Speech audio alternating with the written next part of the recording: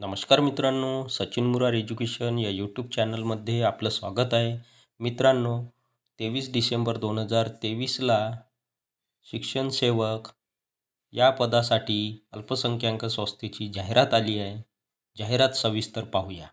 लोकमान्य टिळक जनकल्याण शिक्षण संस्था नागपूर पाहिजेत.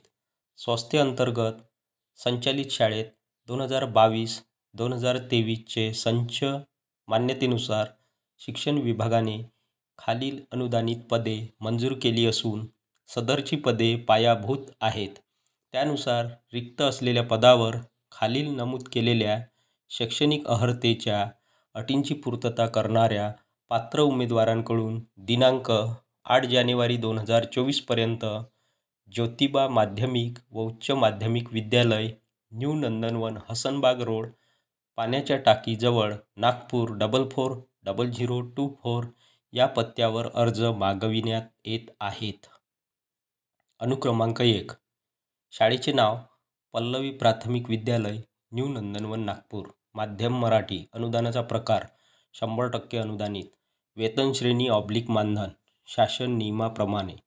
पदाचे नाव शिक्षण सेवक, वर्ग 1 ते 5.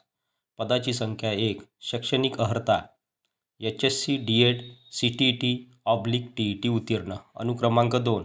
भगवती गर्ल्स हायस्कूल, न्यू नंदनवन, नागपूर. माध्यम मराठी. अनुदानाचा प्रकार 100% अनुदानित. वेतन श्रेणी /मानधन शासन नियमाप्रमाणे.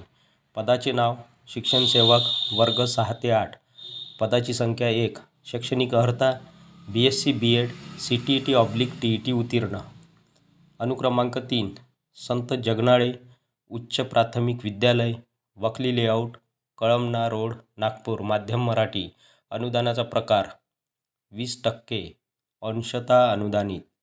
वेतन श्रेणी /मानधन शासन नियमाप्रमाणे. पदाचे नाव सहाय्यक शिक्षक, वर्ग 5वी ते 7वी. पदाची संख्या 1.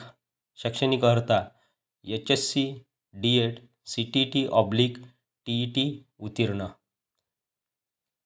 सचिव लोकमान्य टिळक जनकल्याण शिक्षण संस्था नागपूर. टीप: संस्थेला